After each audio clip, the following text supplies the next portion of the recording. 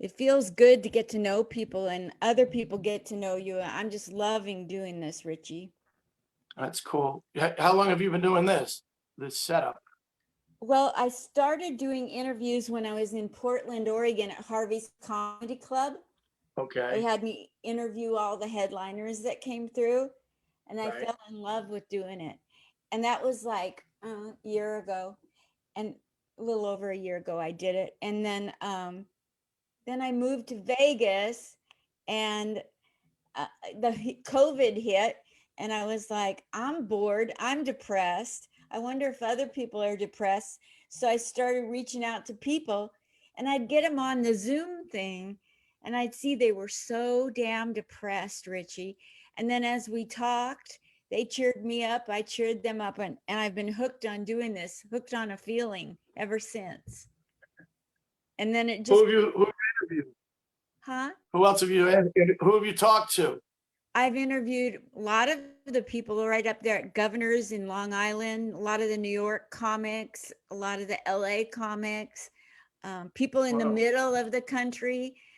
500, and I think you're number 519. Can You're you hear me? breaking up, Can you hear Linda. me? Can you hear me now? Yeah, you broke up. Okay. Well, Yes. we're just going to have to deal with some technical issue. It's saying that it's low bandwidth on your end, but can you hear me now? Yeah. Okay. I don't know what to do about that. I don't know what to do about. I don't know what low bandwidth means. I think Wait, that they let me. want, Would it help? Maybe. What do they want? if If it's should I low, go to my settings and see? I think if you have Yeah, low bandwidth, it has to do with your internet connection, meaning that like on your, that's possible. and so maybe the type of internet you have isn't a high enough internet speed, but bandwidth, I think like there's speed and there's bandwidth, and I'm not very knowledgeable, but something needs to be Okay. stronger on your end. But let's just go with it and see how far we get into this. Can you hear me at all? I can hear you. Give me 1 sec. Hold on. All righty. Be patient, everybody. We're trying to work this out. Okay, let's give it a shot. I hate technical issues with computers. I really don't know what's going on, you Right. know? I hate computers. Yes. So, Facebook people, here we are with somebody amazing out of Long Island, New York. Let me read you the intro he gave to me to say to you. Okay. And I love this intro because it's just to the point. He doesn't talk about himself in the third person like most people do. He just gives me the facts, you know? It's like Dragnet, just the facts, ma'am.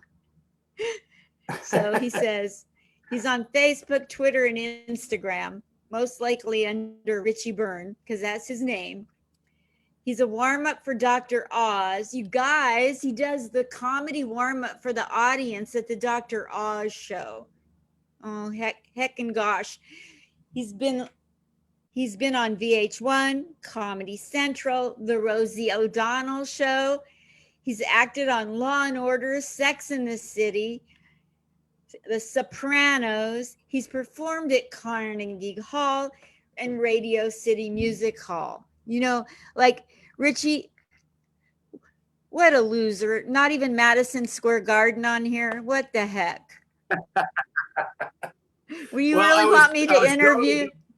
I was gonna do the garden, but then COVID hit and it just didn't happen.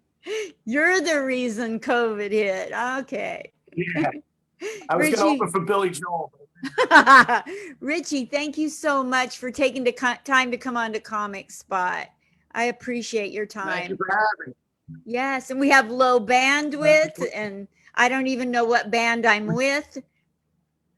I think I was with Neil Diamond. Everybody wants me to be a Beatles fan. I don't even know what bandwidth really is, but it gets in the way. Richie, talk to Now, me. how are things out? Things in That Vegas are starting to open up, Richie. How are things in Long Island, New York for you? we've been open. we've been open for a few months now. We've been in phase 4 for a few months. The only thing they won't do is entertainment. And I don't understand that. It doesn't make any sense to me. So you can walk into a comedy club and have food and drinks, but if you pay a ticket to watch me perform, then the coronavirus is going to hit. It doesn't make any sense. So that's been hard to deal with. So stupid. So you're presently the warm up for Dr. Oz. So has the Dr. Oz show gone back into production? They have, but without an audience. So I'm not working right now. So do they have a cardboard cutout of you or a bobblehead telling jokes, or what's the deal? No, there's nobody there. So, they're just doing it without an audience.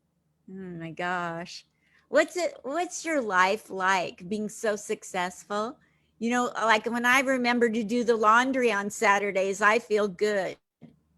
But look at what you've done. How does that feel? It's over a long period.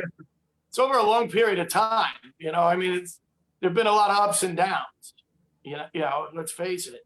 But the hard part with Dr. Oz is that for 30 years I've been a comedian working nights, and Dr. Oz, I have to be up at 4:30 in the morning to go to do Oz. So that's really brutal. My whole cycle's always been going to bed at 2, 3 in the morning. Now at Oz, you have to get up at 4:30. So that's a hard turnaround. Wow. How long have you been with Dr. Oz, and what's it like working with him? I've been with him since day one, they're in 2009. So what is that? 11 years. And I've been with it. So they're in season 12. Wow, I can't believe it. And from day one, it's been a great experience. He's just, I'm not just saying that. I mean, he and I have a great rapport. And I'll tell you a story. A friend of mine who got me the job, he was working on another show, and he came in to show me the ropes. And Dr. Oz, he did the first show. My friend did the first show. And Dr. Oz, when he went into the post-production meeting after the day, my friend did the first show, I did the second. And Oz said, we got the second guy, right? He's going to do it, right? And they were like, yeah, but the first guy was better. Why do you want the second guy? He said, because he doesn't know what he's doing, and neither do I, and we're going to figure it out together.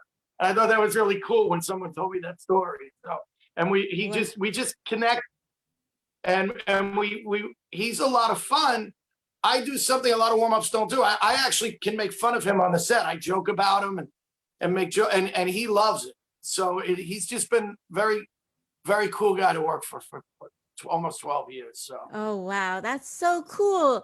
He's an offshoot from Oprah Winfrey, right? Didn't he kind of get famous because he got his, Oprah used to have him on every Tuesday, I think. And he became huge from that. Because I really didn't know who he was. I kind of heard his name, but I didn't really know who he was. So, meeting you there? Yeah. Meeting that man and doing that show changed my life and my career. Yes. Where do you go from being on Dr. Oz? What could possibly come your way after this? What good is it to be on Dr. Oz as if in your comedy career? I mean, where can you go? You've done everything. What is there to shoot for after I can go into retirement. That'd be great. Does he give you physical advice for your body? No, he's not. I mean, how can I put this? This guy is amazing. You can go to him and say, I'll tell you a story. He saved my father's life. What? My father had a massive heart attack, and it was literally within the first 6 weeks that I was working for Dr. Oz in season 1. And I didn't really know him that well. And the sound tech said to me, if you don't go into that man's dressing room and talk to him and your father dies, you'll never forgive yourself. And I went in, and the minute I told him my father had a heart attack, he had him out of the hospital he was in, up to New York Presbyterian, and they saved his life. and I'll always be grateful. I mean, that's just one of so many stories about him. So he's that way. You can go to him and say, I need my friend needs that. He'll get you a doctor. He'll help you. He's really amazing that way. Oh, that's so cool. Okay, so let's go way back in time. You know, they talk about Throwback Thursday. Let's throw back to like when you grew up and when you were first funny. I can see in people's eyes, you have about a 6 seconds and then you got to be funny again. When you were growing up, you had to drive people Michigana with your unique way of looking at life, making people laugh. So I want to hear about your early childhood. Well, I had 3 brothers growing up. There were 4 boys. So, and we're from an Irish Catholic family, and there was always a lot of craziness going on. And I remember once I was working a cruise ship, and they had a meet and greet with the entertainers. And we were at this meet and greet, and the cruise director asked me a question. I said, well, I have 3 brothers and they're all funnier than me. And some guy yells out, well, where the hell are they? It's like, thanks. So, and I mean, my whole family were very funny people. My father had the greatest wit of anybody I ever saw. He just could come out with things. And I really had no thought to being a comedian. I always wanted to be an actor. And I was lucky because I could sing. So when I was in high school, all the plays in high school were musicals. So I was able to get roles in them because I had a good voice. And from there, I went to college. I majored in theater. And when I got out of college, I was doing regional theater. I was doing summer stock, things like that. I had very little. It wasn't like I grew up going, I want to be a comic. But people kept saying to me, you should try stand-up. You should try stand-up. And I had one mentor who said, the more things you can do in this business, the more work you're going to get. He said, so you're not giving up acting, but you should try stand-up. So I started going to open mics in the city. And like within 6 months, somebody said, hey, you want to open for me at this gig? I'll pay you $50. I'm like, that was awesome. I was getting paid and it just kind of took off from there. I started meeting the right people, and the next thing I knew, I was doing comedy full time. Wow. What was it like the very first time Richie Byrne got on a comedy stage? That was out here. I'm from Staten Island originally. I live in Long Island now. And it was out here. It was at this club out here that's nowhere here. And it was an open mic. It was a Monday. I remember it was a Sunday night. And my best friend was in the audience. And I had 5 minutes. We only had 5 minutes. And I was so nervous that I did that 5 minutes of material in about 42 seconds. I mean, I just ran through that material. And when I came off the stage, I said to my friend, what'd you think? And he goes, I have no idea. I have no idea. So that was my first experience, was just talking way too fast. Holy Toledo. Let's talk about some of the other things you got here on your resume that you sent me to introduce you. So you've been on VH1, Comedy Central. Let's talk about those 2 aspects of your career. That was really cool because it was early in my career. Back, I don't know if you remember, but there was that point where every cable channel back in the late 80s, early 90s had a comedy show. Yes. I mean, A&E had 2, I think. And VH1 had stand-up. Comedy Central was stand-up. VH1 stand-up Spotlight. And Bobby Collins was the host of that show. And I opened for Bobby Collins at Rascals in New Jersey. And the head of VH1 came to the show. He lived in the East Coast. And he saw me and he was like, I'm going to get you on that show. And that was really early on in my career. It was a great experience. So that was cool. And then the Comedy Central was stand up, which was another. I mean, there were so many shows back then. And then it kind of died out, I mean, there was just, every time you turned on the TV, there was a comedy show somewhere, There was. I remember that. Yeah, and I just I got lucky. I got to be on a few early on in my career, and it helped move me up the ladder of the ranks and being, and it also provided great videos, which back then every booker in the world's like, send me a video, right? So you send them a video from a TV show, that's pretty impressive. It's not just some video from your local club. Yes. What are some really good experiences on stage and maybe a few not so good that happened when you were at places? Without saying the places, like every comedian goes through highs and lows. I'd love to hear something you went through that was a high, a couple highs in your career on stages, and a couple of lows, specific times. Like it was really great this Okay, one well, time, or this one heckler that kept giving this comic a hard time, or this fight that erupted outside of it. I love the stories around as people are coming up in the ranks. So kind of like maybe not at Dr. Oz's, but along the way to getting to Dr. no, Oz. I got you. Back in the early '90s, a friend of mine, Greg Morton, who's a great comic from Canada, he got a run of colleges. For like a whole year, he was just doing college after college. And whenever he was on the East Coast, he asked me to open up for him. And I'll always be grateful to him for that because I learned so much. And a few years later, I got to do a college showcase. And I know that I nailed it because I learned so much from opening for Greg. But the hard part was all around the college campuses, they'd have posters up coming Friday night, Greg Morton, Saturday night, Greg Morton, Greg Morton. Now, he was paying me out of his own pocket, so no one knew he had an opening act. I wasn't on any of the posters. So that was really hard to deal with. And sometimes, when you're in the college, you get intros. The introductions are from the students. It's not like you have a professional giving you the intro.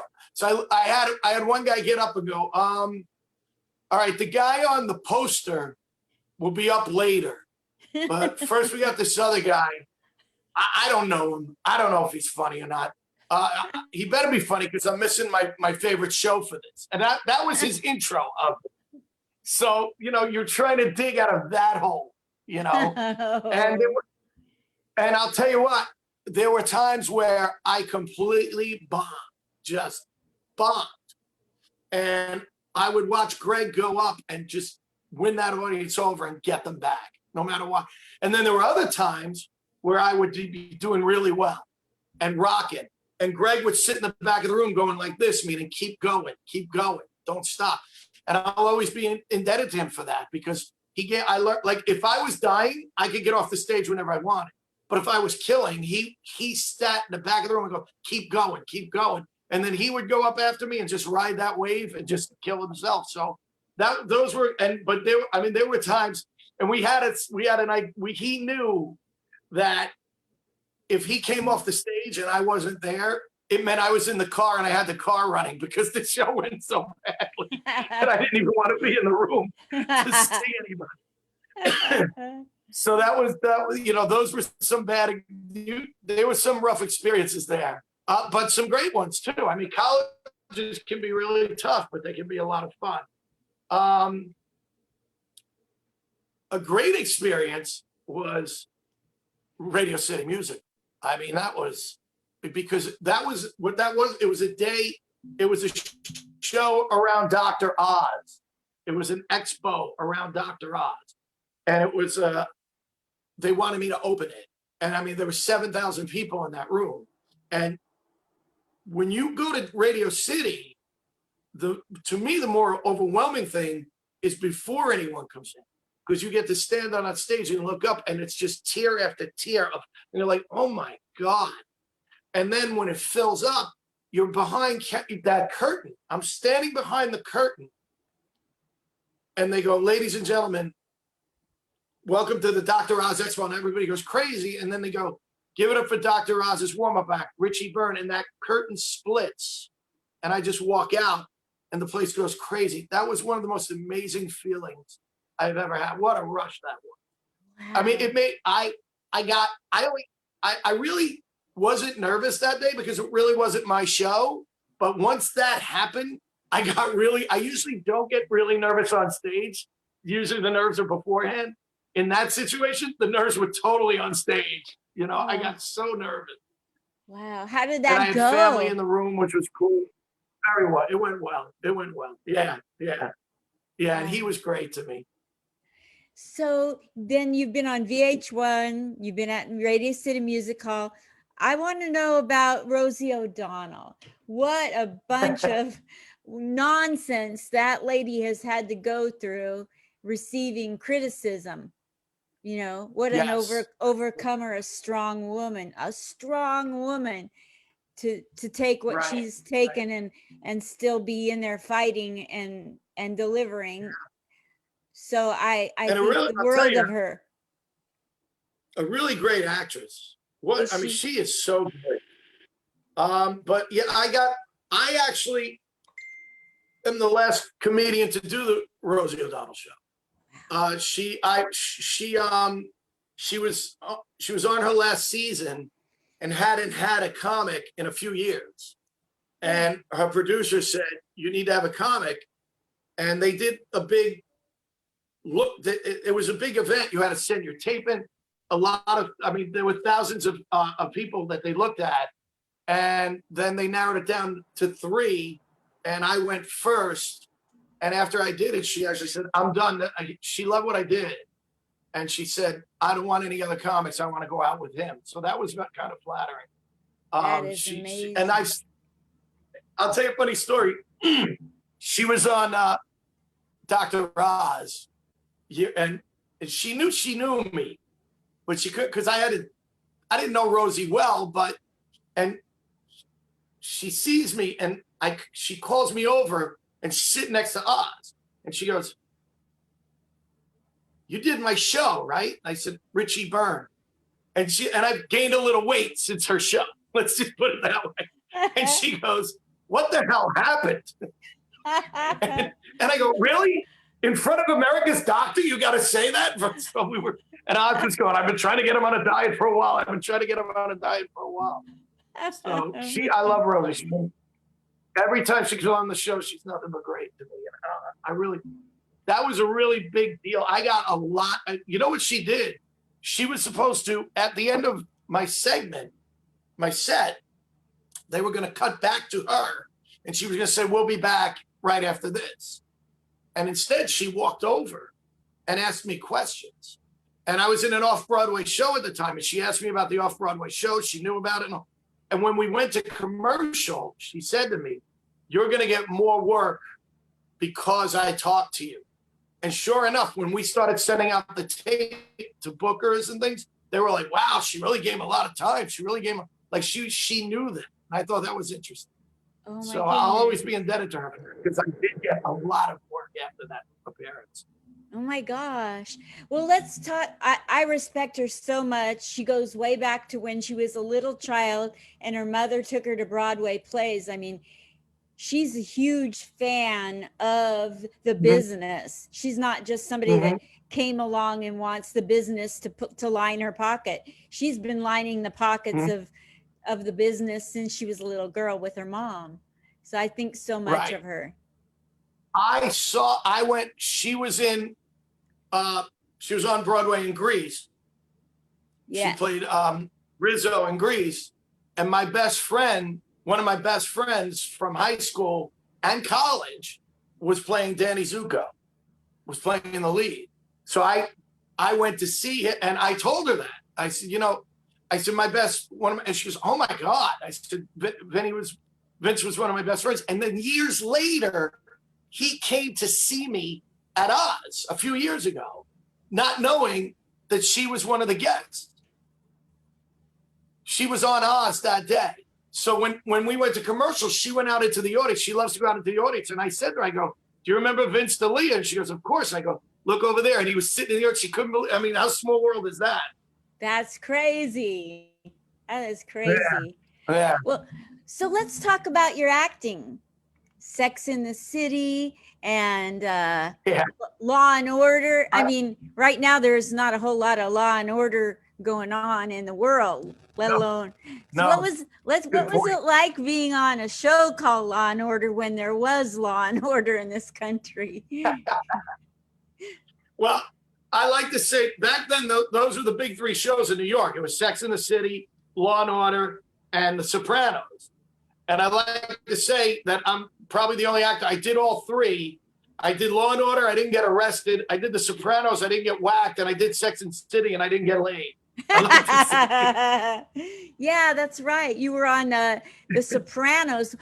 Okay, so Yeah. I don't stalk people. I'm so old that looking people's information up feels like stalking them to me, like I'm a voyeur. It feels wrong. I'm still. So tell me about the Right. parts you played in these. Well, Law and Order, I did 2 Law and Orders. And the first one, and they were both Criminal Intent, with Vincent D'Onofrio, who I think is one of the most amazing actors. So it actually playing off of him was like very, I was a little bit starstruck because I think he's amazing. And the first one I did though, I was a cop on the street and he was across the street, and it was the opening of the show too. So he wanted to see if you could hear from across the street. So he yells over, "Any of you guys got the time?" And they cut to me and I look at my watch and I go 8:30. And that was it. That was my only line, 8:30. And that was kind of fun. That was easy. But and then the next time I played like a janitor or something. I had a pretty big role in that. I had a nice little monologue explaining what happened in this apartment, and that was cool. But like I said, I was a little overwhelmed by Vincent D'Onofrio because I just thought he was and I hadn't done much on-camera work. I still haven't done that much on-camera work. So it's a little different than theater, obviously. So it's a little uncomfortable. I'd probably be better at it now after all my years with Oz, because now I understand more about how cameras move and what they're looking to pick up. But back then I was scared I wouldn't move. I was scared to move. And Sex and the City was fun because we shot it down in Atlantic City. They were in Atlanta, and they put me up for the night, and we spent the whole day. And Sarah Jessica Parker was pregnant, and that poor girl was so sick that day. She had morning sickness the whole day. And I tell people all the time, she was what a pro. Like you could see how sick she was. But the minute the director said roll, she was there. She was just right there and really great. And it was me and another actor. I can't remember his name, but he was more of a improv guy from the city. He did sketch and improv, and I was more of a stand-up. And we liked each other. We hit it off. And we spent the whole day making her feel better. Like we were trying to make her laugh. Because she was so sick. Yeah. And we had a lot of fun with trying to make her feel better. And at the end of the day, Kim Cattrall said to me, "You're a stand-up comedian?" I said, "Yeah." And she goes, "Can we go see you?" And I go, "Sure." No. And she said, is there anywhere here in Atlantic City that we could see you? And I said, "Yeah, there's a club at the Trop." And she said, "Well, would they just put you on?" And I go, "If I walk in with the 4 of you, they'll do anything they want from me." What are you kidding me? But it turned out they were there the whole week, but I was only there one night and they couldn't do it that night. So it didn't happen. But she's like, "Would they put you on?" I go, "No." They would go, "No, we can't put you on when you walk in with the cast of Sex and the City." Oh my goodness sakes. So, yeah. And then The Sopranos was really cool. I'll tell you a great story about The Sopranos. Okay. They do a whole reading of the show, the episode. So anybody, no other show I know of does that. So anybody, it's almost like a round table with, like if you were in a Broadway show or something, you'd sit at a table and read the whole script before you. So they do that. So everybody who was in the show, no matter what, in that had to be at this round table to read. And it was in this hangar in Silver Cup Studios in Queens. And it's just a huge table, and all the actors are there. And I have this small little role. I was a referee at a kid's soccer game. And we're waiting, and we're supposed to start the reading at 3. And about 3:15, someone goes, "What are we waiting on?" And somebody else goes, "Jimmy's not here yet." And I realized they meant James Gandolfini. He was getting fitted or something. He was late. So I'm sitting, and it doesn't even dawn on me. There's only one chair open, and it's next to me. And in walks Gandolfini. And you could see he just had a presence about him. Wow. And you could see they all loved him. You could just tell it. And he came in, and he walks up, and he's going to sit right next to me. And he looks at me, and he goes, "Who are you?" And I knew he meant, I don't know why, but I knew he meant what character, not like I was going to go, "I'm Richie Byrne, I'm a comedian." You know? And I said, "I'm the referee in the soccer game." And he goes, "That's a fun role." And I go, "You want to switch?"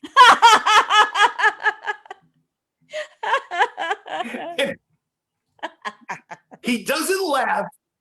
He just looks at me and he goes, "You a comedian?"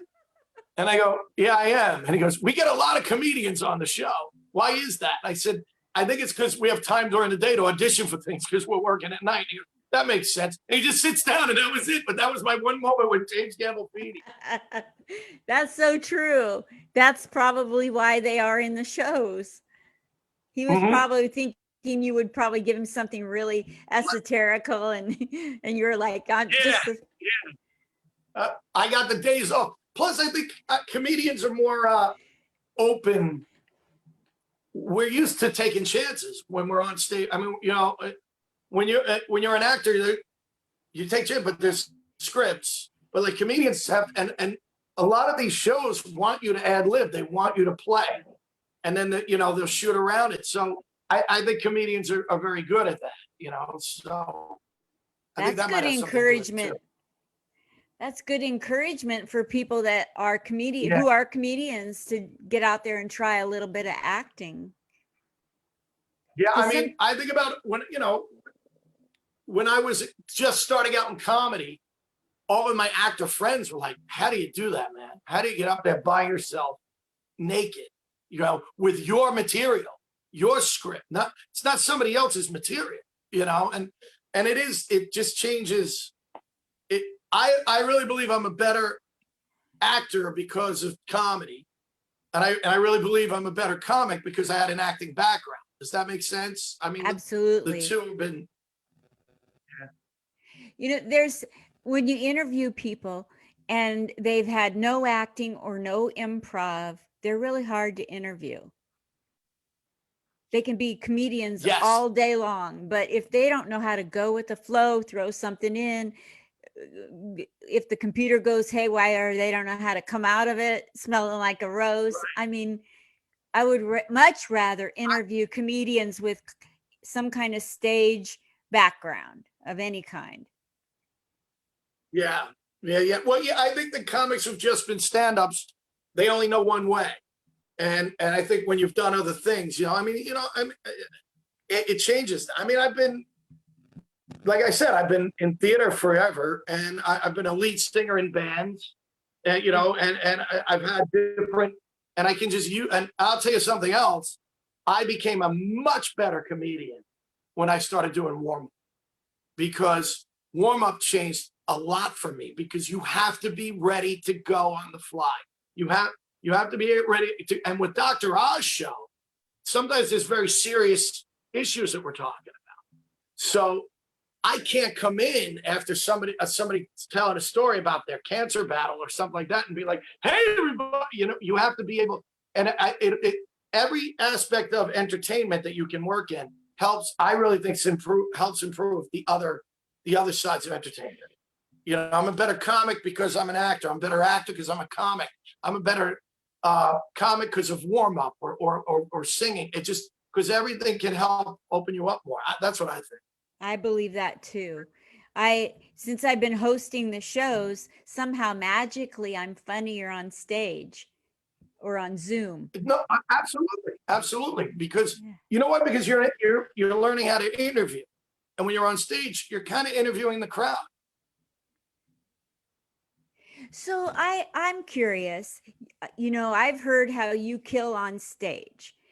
And Okay. there's this mystical magical thing that happens in comedy. You come in, you try to find what you're going to say, how you're going to say it, all of a sudden a voice, a persona, or whatever. There's no shortcuts. But then you've got this thing called, you go for the jugular, you take it to a whole nother level, and you slay a room. You're a slayer of a room. Tear the room apart.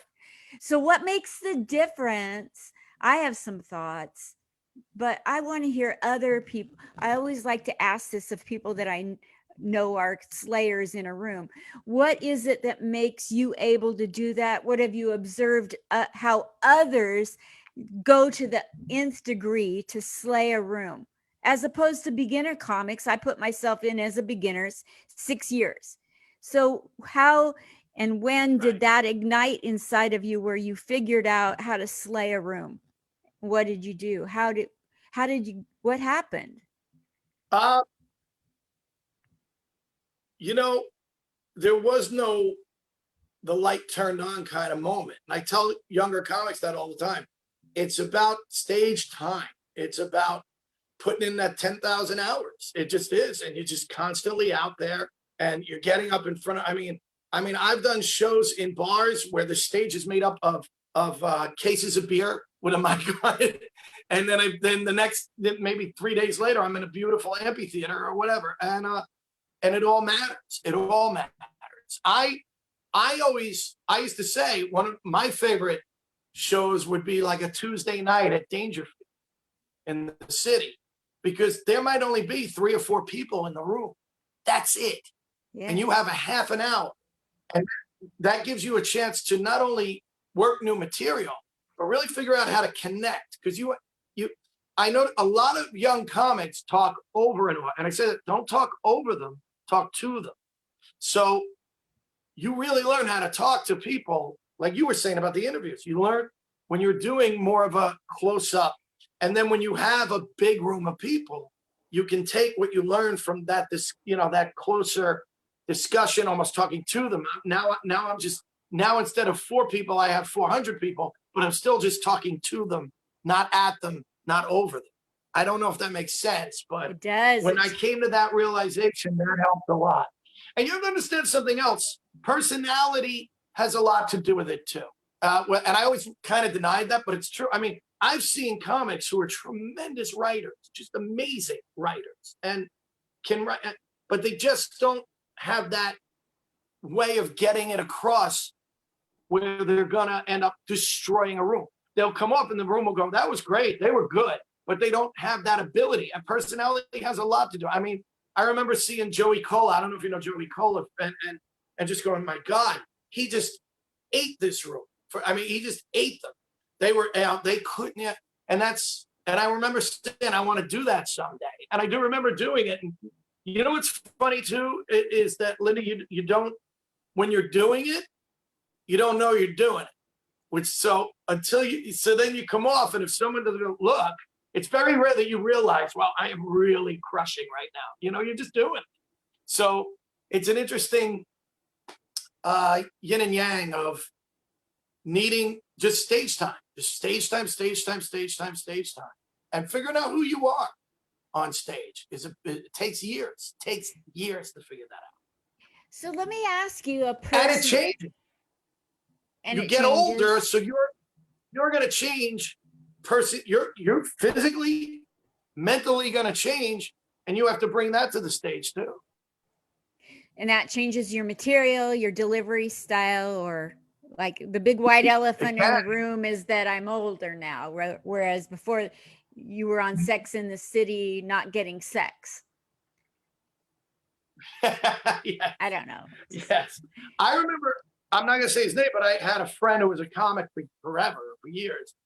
And he was a very, I don't say high energy, but very gregarious comic. And he had a lot of energy and just amazing comic. And then he got sick and he was dying of cancer. and it slowed him down, but he would go on stage with a different way of presenting the same joke. And it was amazing to watch because he was still killing them. You know what I mean? He was still able to, and it was just interesting to watch him take a joke that he used to do this way, and now he's doing this way. You know, it was very interesting. I learned a lot from watching that. I like that. I know there are some people that you hear that they went in had a car accident or a concussion, and then you watch them do comedy and you feel like they're losing it, and they're not. Mhm. They've still got Mhm. all of that reservoir, and they're just using, like, people who have it all of a sudden have a speech impediment when they're talking because of a stroke. They're still able to deliver the Mhm. funny material, and now they adapt to a different style of delivery.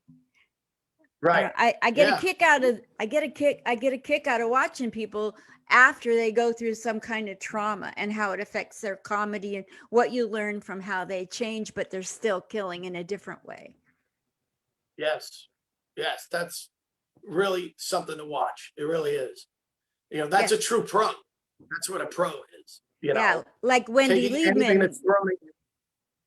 Like Wendy Liebman got run over by a car and had to have surgery on her ankles, and then they did it wrong and she had to have the surgery all over again.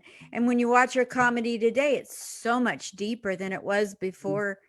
So she's Mhm. gone much deeper into her Right. own personal life to bring out more of her life in her comedy, more I real. think I think we're going to see more of that when things really open up again, because the times they are changing right now, and it's going to be interesting to see how comics adapt to it. Yes, yes.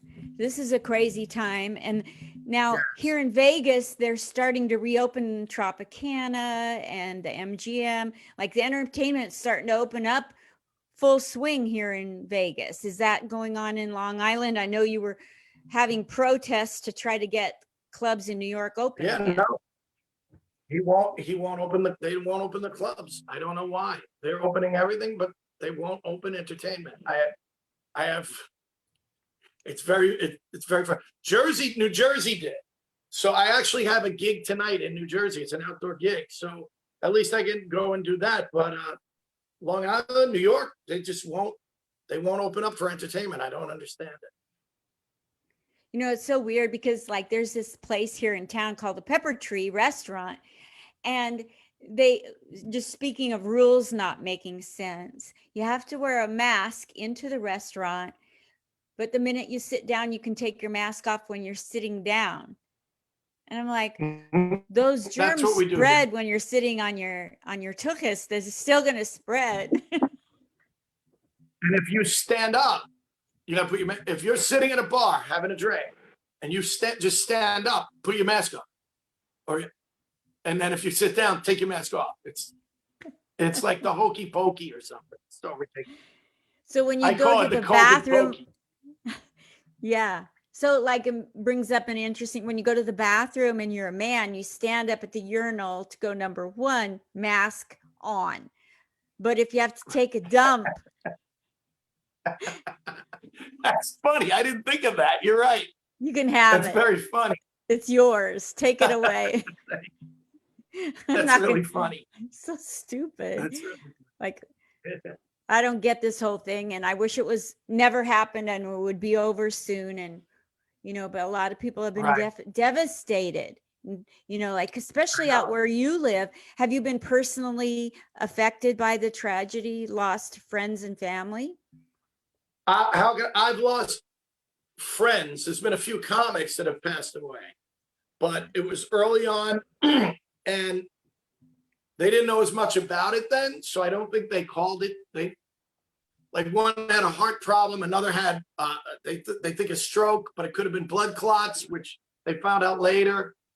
COVID creates blood clots, so we don't. I don't know for sure. They weren't listed as COVID deaths, but they were probably COVID related. And I had a couple of friends that were near death and made it, came back, and tell horror stories about what it's like to be alone in that room, you know, and people come in to take care of you, and they're all they're like, you know, covered in the masks and the suits, and how scary that must be to be alone like that and not knowing if you're going to make it. I can't imagine. You and I have a very close mutual friend, Bruce Lipsky. I heard through the grapevine. Oh, Bruce. Yeah, and he's suffered with it. How do you know Bruce? He has a strong mind, and he's very much into the physical, being in physical shape. So he's survived, even though he's at a certain age with me, and he's surviving. Yeah, it's scary. Yeah. Well, good. Thank God. Yeah, thank God. So when somebody achieves everything that you've achieved, your credits are off the chart. I'm honored that you're even taking time to talk to me with really, seriously. You know, I made the joke about Madison Square Garden just because I'm so intimidated. Like, what, you're not going to do comedy for the Pope? This is such a waste of my time. I didn't know I had a good career till you told me. What is a goal? What is the legacy? What have you been trying to leave as a legacy, and what could possibly be in your future that you haven't already done? I've never been in a Broadway show. And that was pretty much something I really wanted to do since I was in 8th grade, and I saw Shenandoah on Broadway, and I was like, man, this is different. You know, this is so I mean, funny thing is not many comedians will tell you that, but if I want to be in a Broadway musical, that's the one thing I'd like to do before I retire or whatever. Wow. I'd like to do it. And actually, because I've been so busy with comedy and Dr. Oz for the past 11 to 12 years, I haven't had really time to pursue acting. And I really want to get back into acting more when this is all over, and try and get on. I'd love to. I think at my age too, there's probably some good roles I could play, some good character roles or something. So that's a big bucket list for me, being in a Broadway show. So let me see here what day. I have a Broadway producer that I'm interviewing. Oh, really? October 5th at 2:30 Pacific, Corey Brunish. So he's a Broadway producer. So when I'm interviewing him, you might make some comments and say, you know, how. Sure, I'll watch it. Yeah, and I'll even mention that you're trying to get in a Broadway play when he's on there, if you're okay with that. Yeah, you know, I'd like to talk to him anyway, because I have my own, we haven't talked about this. I have a podcast. I didn't really, it's called Drinks, Jokes, and Storytelling. And I do it with Mark Riccadonna, who's a tremendous comic from out here on the East Coast. And Mark and I have been friends a long time. We're actually into our 3rd, quote unquote, season of it.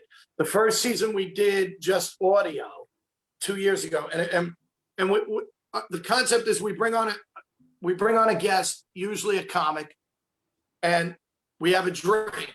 So they pick their drink of choice, and we have a different drink, and then they have to tell a street joke, like a regular, you know, 2 guys walk into a bar kind of joke. So it's drinks joke, and then we just go in. They tell stories about their career and what they've done, and so the first year was just audio, and we did it really.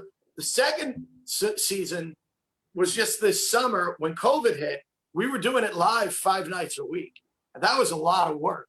And we were doing it from our house, just like this. And that went really well. And now we're starting the 3rd, this coming Tuesday, October 4th, whatever it is, 5th Tuesday.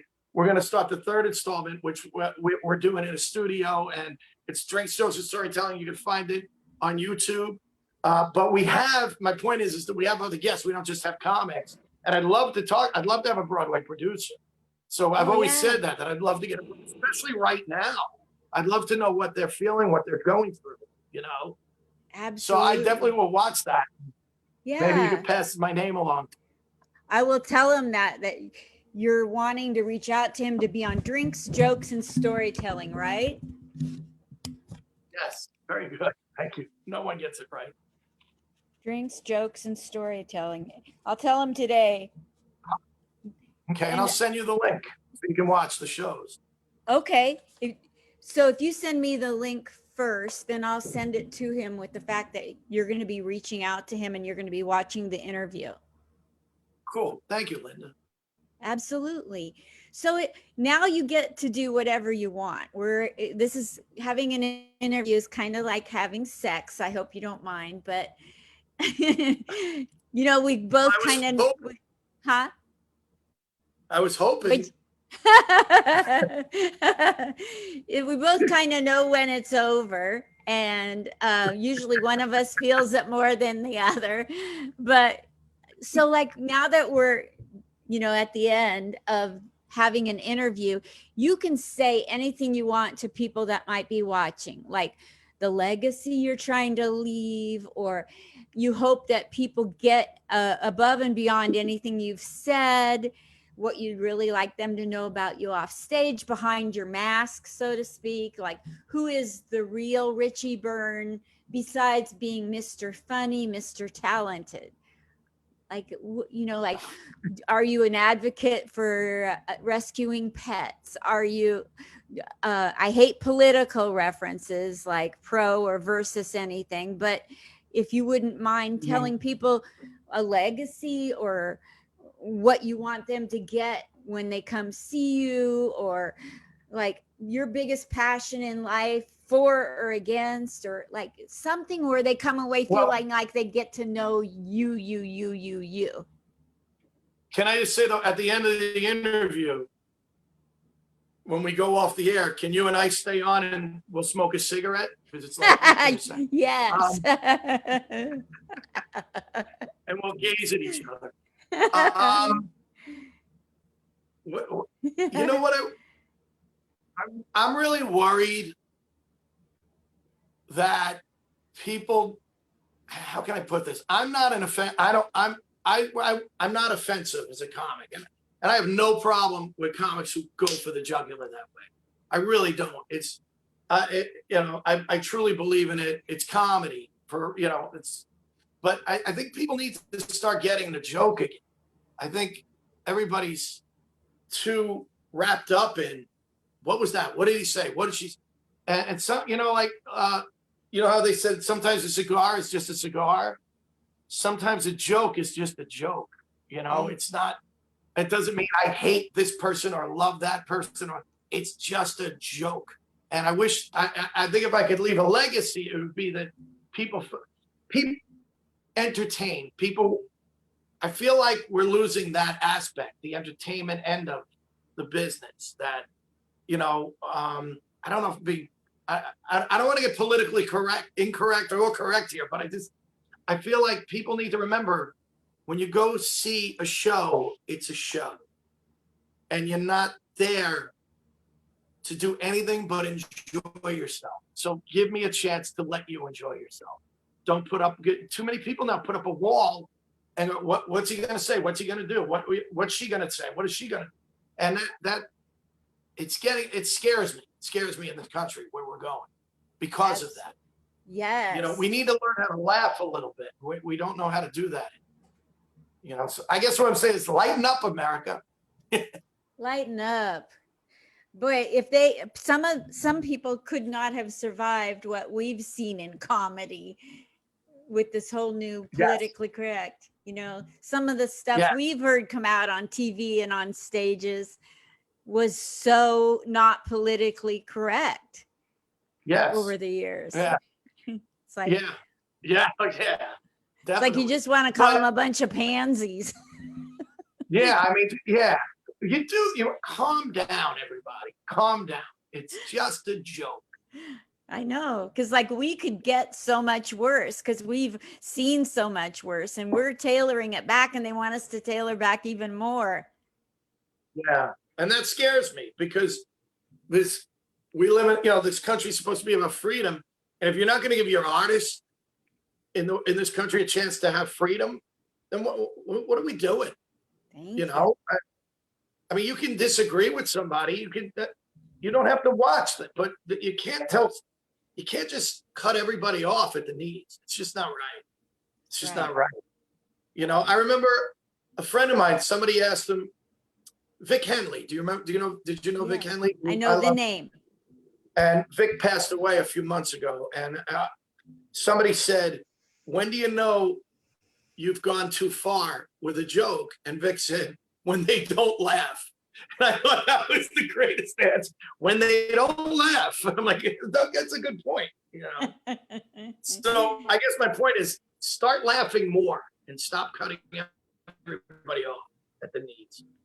You know, it's a strange time. Yes, it is. Yes, it is.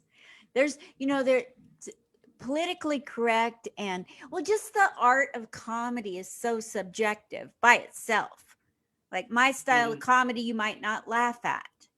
You might go, oh, those are well-written jokes, but it's just not my style. And then you throw in being politically correct to complicate things. So now it's, do you like my style? And do you like my words? And what about my dress? Where is this going to end? You know? Right. No, you're right. I'll tell you a funny story. Years ago, I guess like 20 years ago, I performed at a club in Rochester, New York, and they taped the show. I think it was for local TV or something. And back then, I was a real ball of energy. I mean, and it did not translate into the camera very well. And I didn't know it, but this thing ended up on YouTube. So like 2 or 3 years later, somebody asked me for a tape, and I went on YouTube to see what was there. And this show was there, and I clicked on it. And I mean, I was going 80 miles an hour, loud, and so there were people who had written comments, and one guy just goes, "Oh my God, this guy is so loud." And somebody else goes, "Yeah, but he's really funny." He goes, "Yeah, but geez, he's loud." And he just kept, "My God, why is he yelling?" Blah, blah, blah. And I remember people were kind of arguing with him, saying, "No, this guy's really good." And then I jumped in and I wrote, "Hey, I just found this, and I don't know if any of you are going to see it, but oh my God, I'm just so loud. I can't believe it." And the guy wrote me back. He goes, I told everybody." He was like, so I thought that was really funny. He thought it was really cool that I like responded to him too. So. That's so right. So great. How do you stay humble? There's got to be, like, I like asking this of people with success, because people that are on their way trying to be something aren't humble, but people who have arrived are humble. It's just a 80-20 thing that happens. I try to stay away from you because you're way too complimentary of me. But that's how what if James Gandolfini sat down next to you right now and said, "How do you stay so humble?" What would you say? I'd say, "What are you doing alive?" This business is all about it's you got to stay even keel no matter where you are, and it took years for me to realize that. When when you're doing well, I mean, right before I got the Dr. Oz show, I was bartending part-time because I couldn't make ends meet. So, and that was after 25 years of doing, I couldn't take going on the road anymore.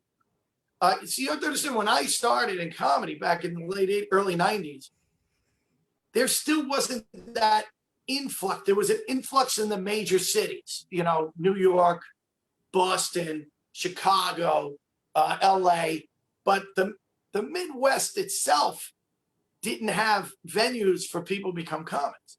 So they'd have comedy clubs, and you could go to, Erie, Pennsylvania, or somewhere in Michigan, and they would pay for your travel.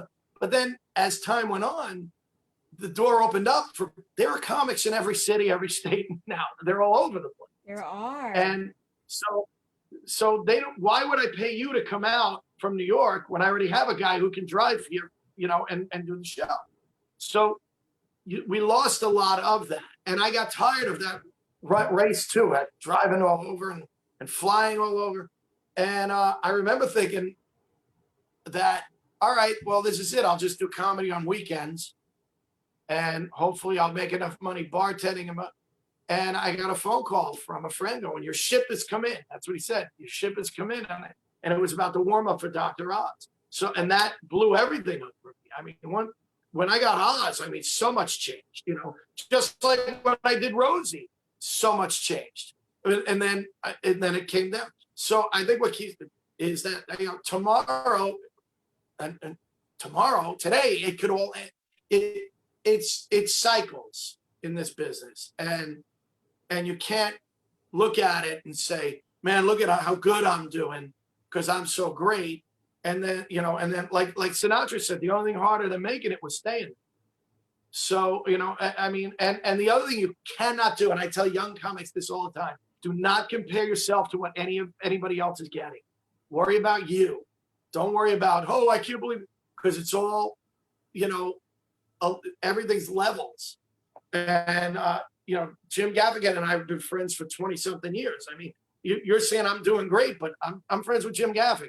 You know, Jim Gaffigan's a huge star. I'm not you know, do you understand what I'm saying? Like Bill Burr and I are friends. Bill Burr's selling out major places. And so I look at them and go, well, they made, you know, so, you know, it's more about, you know what I feel making it is just saying, wow, I've been in it for 30 years. That's pretty cool. That's awesome.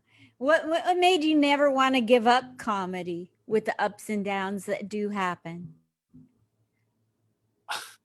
I don't know. It's just pretend James Gandolfini's asking you, not me. It's one of those things that, and I think you probably know this. It's not up to you when you it becomes such an obsession, comedy. If you really want to do it, it's just. And I found myself going, I'm not going to do it anymore. I'm not going to. It's too hard. Back in the early days, it's too hard. I'm not going to do it. And the next thing you know, I'm at a club trying to get on stage. And I remember at one point feeling frustrated years ago. And I said to my father, who was such a funny man, I said, you know, I'm thinking of quitting. And my parents were not happy when I went into the entertainment field to begin with. And I was probably in my mid 30s. And I said to my father, after about 13 years of doing it, I said, you know, it's just getting too hard. I'm thinking of quitting. And he goes, yeah, well, what would you do? Like, you're not prepared to do anything else. And I go, and never thought of it that way. I go, he's right. What would I do? And I never thought again about not doing it. It was just, you know, because he was absolutely right. What would I do? That's amazing. In high school, you know how they say what you should be when you grow up, and they vote who should be this and that. They voted me not only to be a comedian, they voted me to be nothing else, but don't even try doing it. Not that I'd be good at being a comedian, just don't bother with anything else. That's funny. That's funny. I was voted most likely to like be a comedian, to something like that.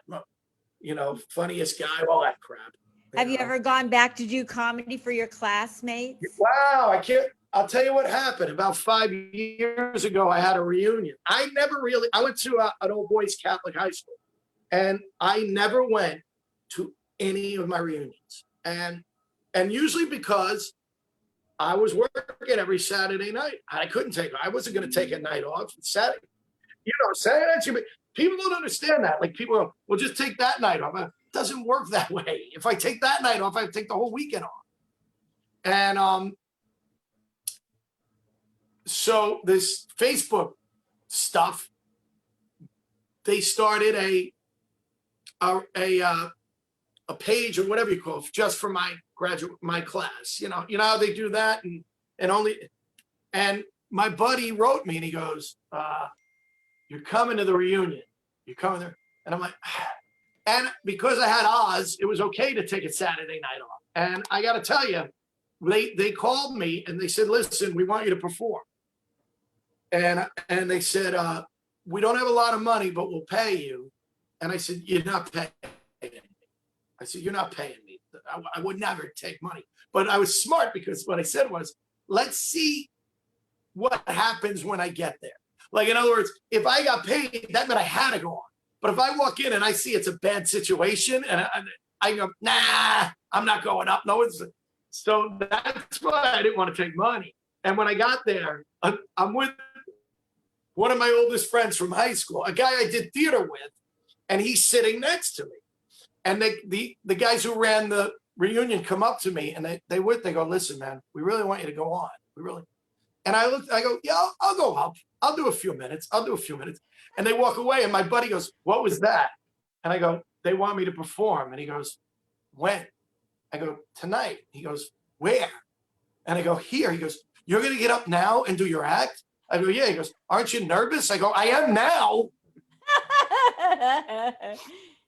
So you went up. How did it go? Up. It went well. It was a little tight in the beginning, but it went well. I mean, there were a couple of priests in the room, and it was little, but it went okay. That's great. That's so great. I had my 50th reunion, and I sent to them that I'd volunteer to do comedy, and they said, oh, sure. And I got up there, and I went to the biggest high school in the state of Oregon. There was 4,000 people there when I went to high school. Wow. And at the reunion, there were maybe 7 tables of 5 people. Right. And I don't know if they were in different stages of dementia, but I got a lot of deer in the headlight looks. Did you really? But I got some people that were paying attention, laughed, but I didn't kill, but just to get to do comedy for my reunion, even though it wasn't my best set ever, I wasn't at a place then where I could deliver it was the best set I had at the time, but but I went to my high school. I went down the halls. How long were you in comedy when you did that? How many years were you in comedy? So that would have been when I was in comedy 4.5 years, and I'm 6 years into it now.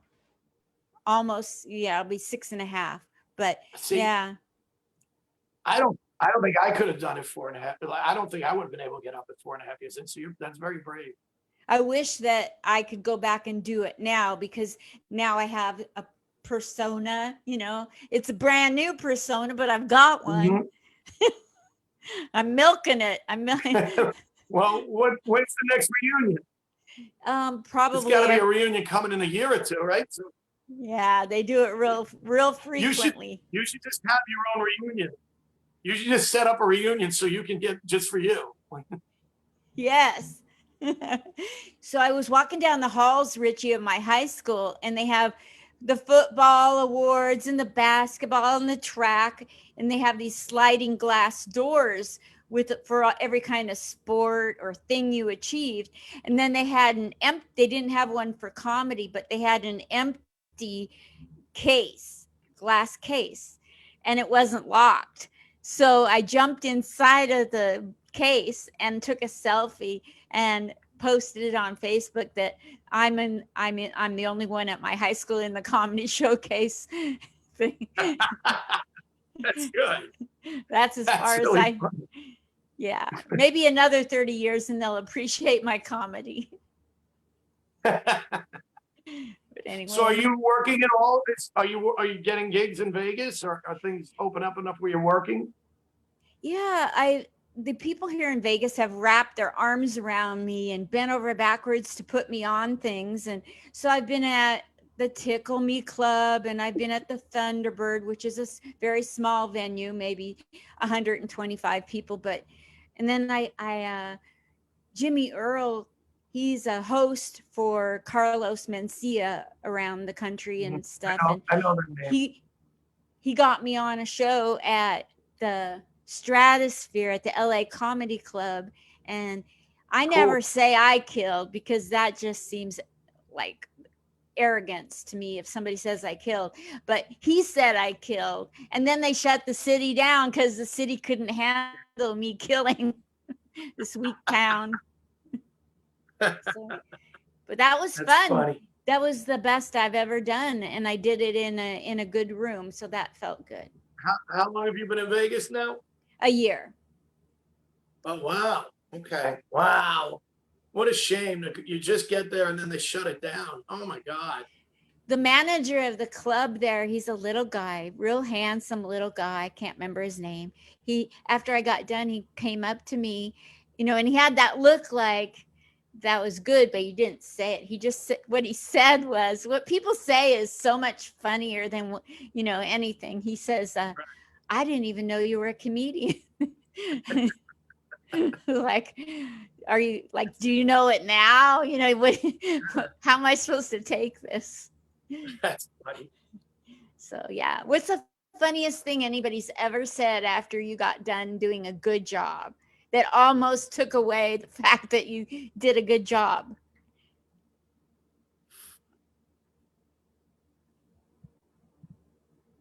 I can't think of anything. I can't think of anything, but I'll tell you. Can I tell you this? I'll tell you a story that the most touching thing that happened to me was I worked for a charity called Comedy Cures, and they bring in people who are sick or dying, and they bust them and their caretakers into Broadway Comedy Club in Manhattan during the day. They give them lunch, and we put on a show. And I've been doing it for years.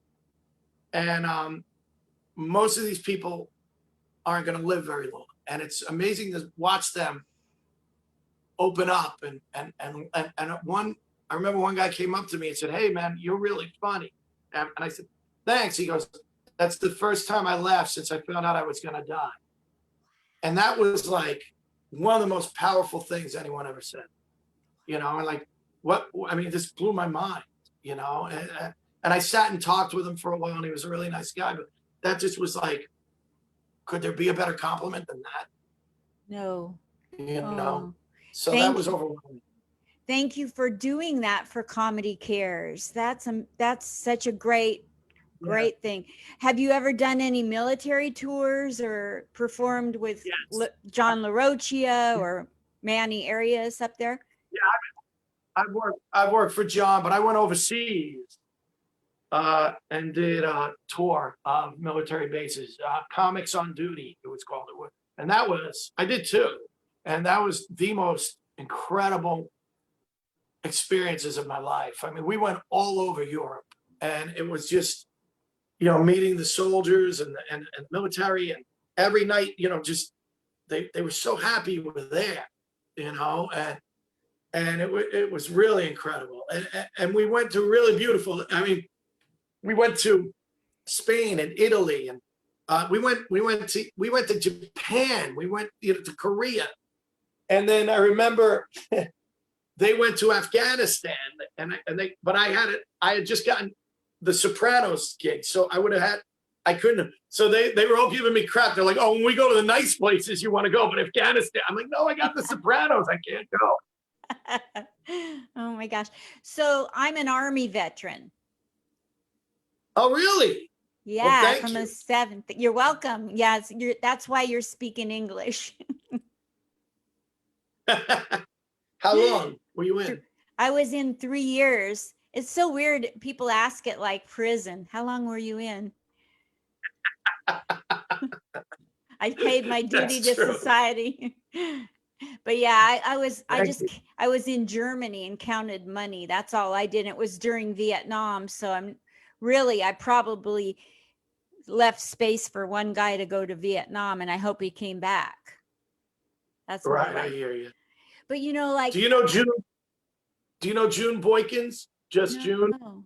She's amazing comic, and I haven't seen her in years, probably 20 years, and she's military. And she told a story about going to boot camp. She tells this great story about and the drill sergeant's like, "I don't have any place for females in my unit. I hate females. Females don't belong in the military." And she goes, "You're right, sir. And when I meet one, I'll tell them that." Oh my gosh. Yeah, I was in the 70s. It was long before the Me Too movement or Gloria Allred, so yes. So I got jokes up my yin yang about that. Yeah. But I love doing comedy for the military. and I had a weekly show in Manhattan for the outpatient psych patients. Really?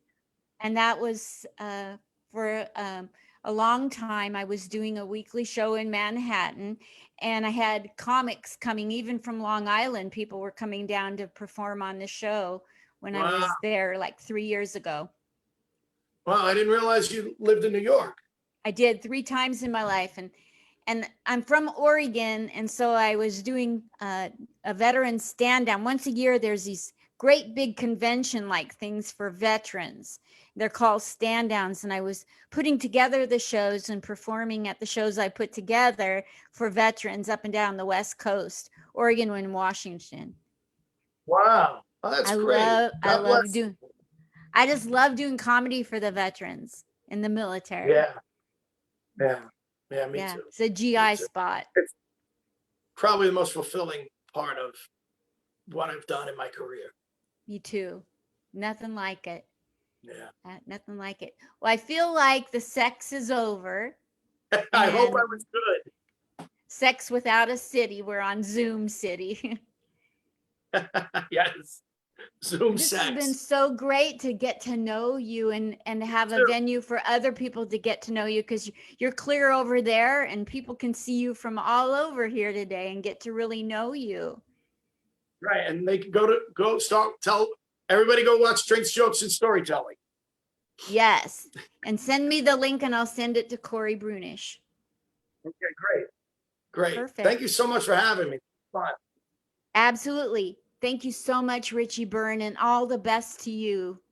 I don't even Thank know you, why you'd Linda. bother coming on my show, my little show with all you've done. And if you ever get to Madison Square Garden, can I please get a free ticket? Absolutely. You can open for me. Okay, perfect. Thank you, Richie Byrne. Thank you, Linda. Love you lots. Bye. Bye. Bye.